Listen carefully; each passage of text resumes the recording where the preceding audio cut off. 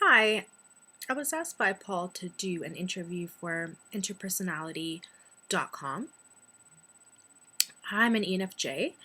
I'm going to be speaking from an ENFJ's perspective, but at the same time, I'm going to be speaking less from something you would read in an MBTI book or a book about typology. I'm just going to speak about my experiences in this world, answering these 13 questions. They may or may not be reflective of an ENFJ, but they're my experiences, and hopefully it'll illuminate a little bit for you on the ENFJ typology. So Paul sent me 13 questions. I'm going to do my best to answer each question in order, but it's possible that I may not answer them in order because I might not have an answer right away for each question. Okay, so the first question is, what makes you special or unique?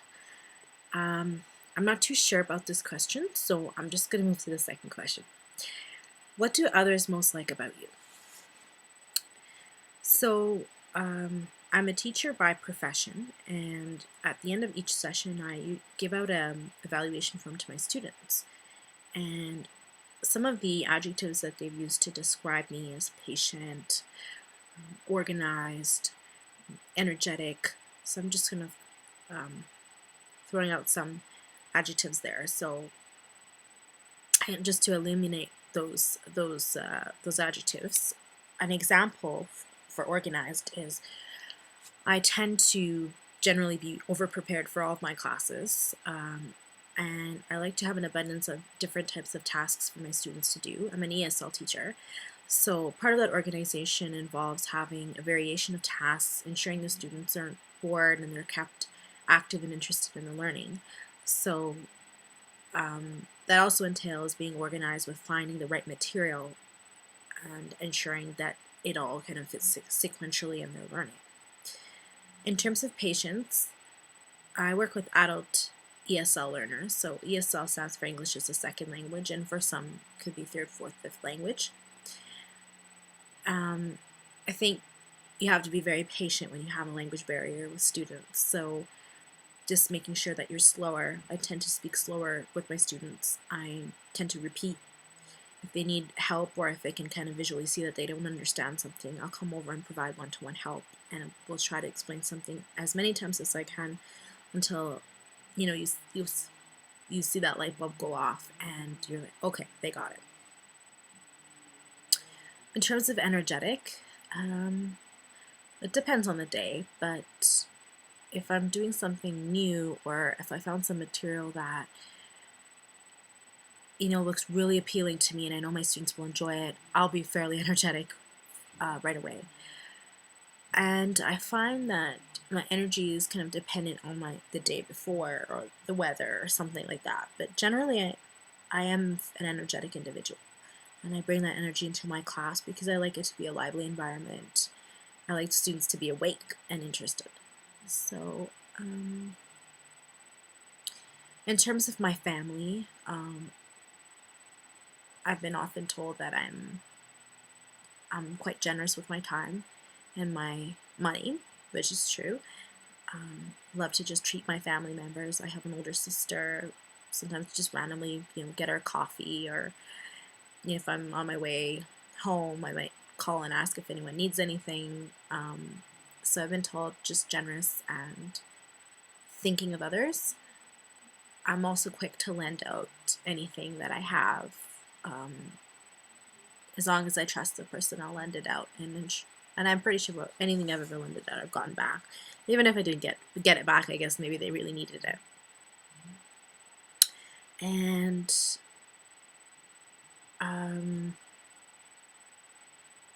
that's pretty much it. Okay, 3. What would you do to make the world a better place?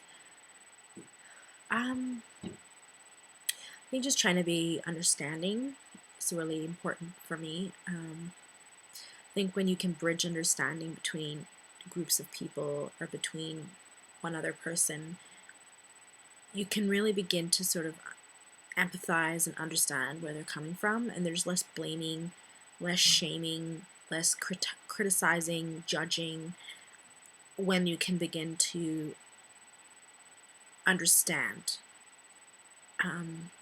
When we begin with curiosity, understanding, I think you can start to make the world a better place. And I think understanding comes from receptivity and open-mindedness. So it's a two-way street. But I think not jumping to conclusions right away, or making conclusions about people very quickly, that can certainly make a world a better place. Sometimes I do come to conclusions very quickly about people, and it's usually coming from a place of, I don't think we're gonna ever get along, because we're coming from two different ways of knowing. I can appreciate how you know the world, but it's not gonna lead to much of a friendship or much anything really. But I can certainly appreciate your way of looking at the world. Appreciating and knowing in the same way or in a similar manner, it's kind of two different things. So I guess bottom line is authentic understanding. 4, what qualities do you value in your friends? Definitely open-mindedness to different cultures, different backgrounds, different orientations. I think curiosity about the world is a huge for me.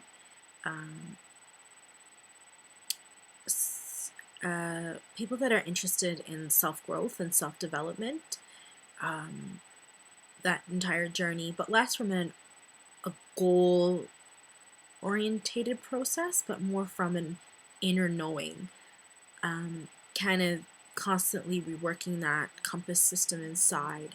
So I think striving for self-growth, but in a really authentic way, not in I need to achieve. It's more just I need to be more settled in myself so that I can serve others from a better place. So that's definitely qualities I look for in friends. Also, just generally people who are make others feel comfortable in a new situation. I really like that.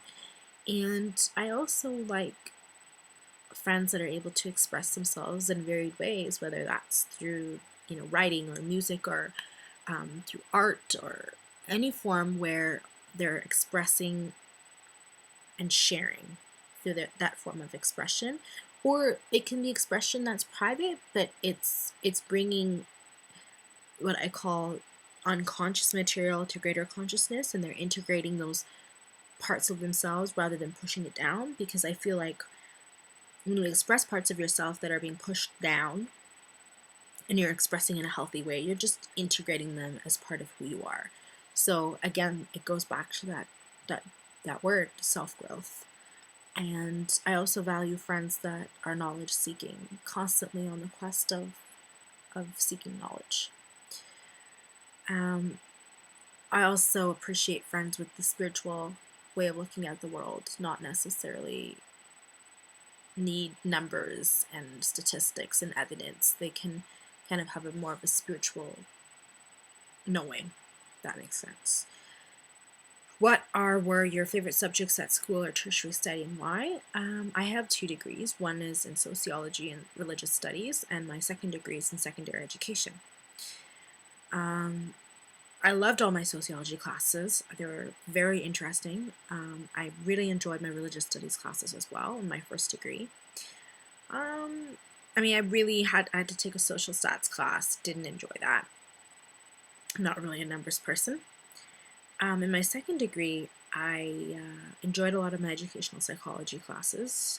I like knowing how the brain works and how we learn, and that's really interesting for me. And most of all, though, was after my education degree when I started taking Jungian psychology classes, based around actually about typology, Carl Jung, archetypes, animus, anima. Just his entire work is so interesting to me, and I'm on hopefully my third class in May. I'll be taking more work in the area of Jungian psychology. Why do I like it? I love these subjects because it's about people. Sociology, religious studies, Indian psychology, they're all related to understanding people. And I think that's why I really like it. 6, list some of your past and present career choices, what you liked, what you didn't like. Well, presently, I really enjoy my job. I'm an ESL teacher. I think mentioned that a couple times here. In terms of my past careers, I was a youth facilitator for like ESL and newcomer youth, and I loved that job, and that's eventually what led me back to going to school to become a teacher. Um, while I was in school, I had several student jobs, and of the ones that I had, my favorite was working in a coffee shop. I met a lot of really awesome people working in a coffee shop, and I'm still in touch with them today, and it's like years later. Um, and I guess I just enjoy the environment of having varied tasks. Sometimes you'd be on register, sometimes you'd be making drinks, sometimes you'd be cleaning. I like the also just it's a place for people to come together and talk. It's a place for people to come and study. It's just a really I just like honors like the music and just I don't know, I like the atmosphere. It's a very casual atmosphere, even though it was quite a busy place to work, which I also did like. I don't like slow paced jobs. I like to come in and be busy. So I did enjoy that quite a bit. Um, I worked in a bank as a customer service representative. What I didn't like is I didn't have that much interaction with my coworkers. Generally, it was like focused on one client at a time, which I liked in the aspect of being able to help them.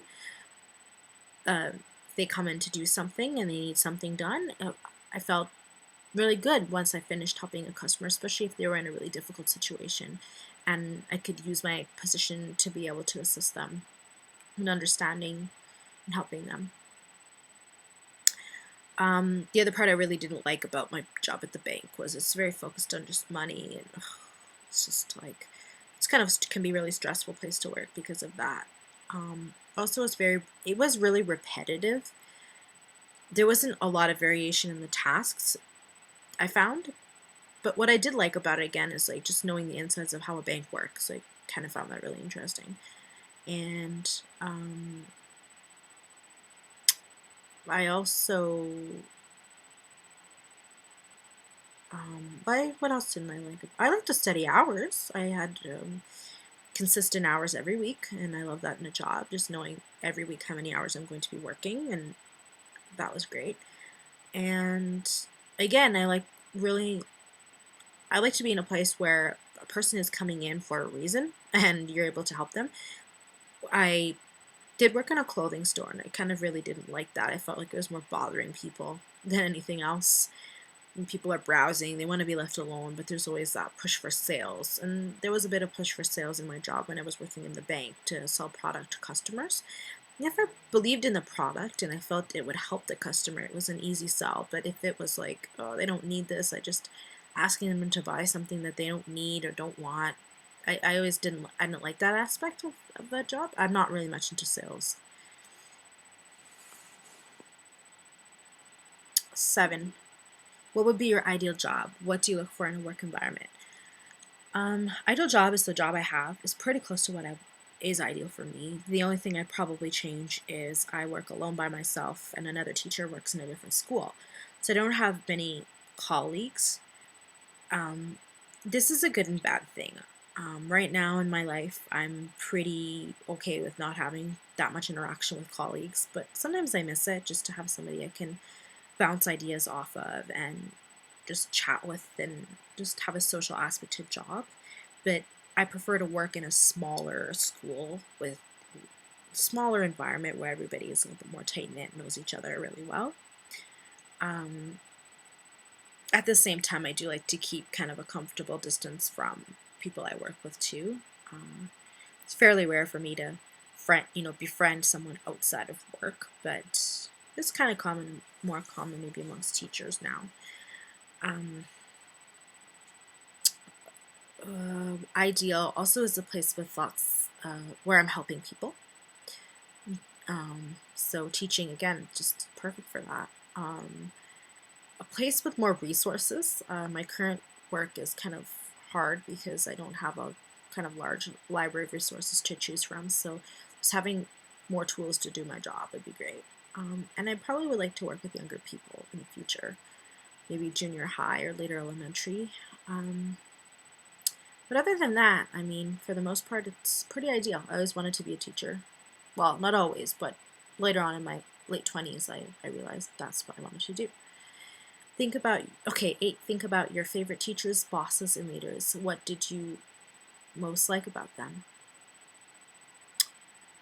The bosses that I liked the most and the teachers I liked and leaders, generally they were people who took more of a,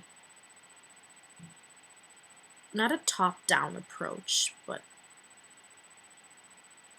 they consulted others before making decisions, take the group into account. There was a respect amongst what others know in the group, and I like bosses that were not top down but more like collaborative in their approach. I love that. In terms of teachers, teachers that had unique kind of creative assignments that were more open-ended, where you could approach them and say, hey, do you want to try this? Oh, okay, yeah, definitely go for that. Encouraging teachers for sure. My grade 5 teacher was a very artsy kind of guy. We used to do a lot of like clay work, and we used to do a lot of writing in his class, and sometimes like, acting. And he was definitely one of my favorite teachers because he was so fluid and he was really creative. Some of my bosses, ones that were considerate of me as an individual and supportive of my goals. So I had a boss who allowed me to take time off and travel and come back to my job. I had 2 bosses that did that, and I loved how they supported me outside of my life, and didn't just see me as some disposable person and, oh, she's going on a trip and whatever, we don't need her, but they tried their utmost to help me keep my job and still be able to do other things with my life. And I also enjoyed bosses that tried to give consistency in my scheduling, not just, schedule, ad hoc, but actually realize that I kind of like having structure in my day, or structuring the number of hours I get in a week. One other boss I had offered me a position higher up in the nonprofit I was working in, and I really liked how she recognized my skills and praised me. I think having written praise or just kind of quiet verbal praise, I really liked that in my bosses.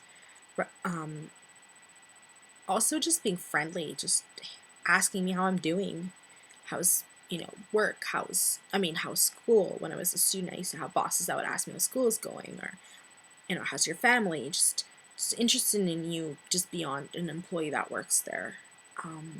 Also taking into account your opinion, but not being swayed by everybody's opinion, but just taking it into account. I think that's a really great sign of a good leader, good boss. Someone with a good sense of humor is always great.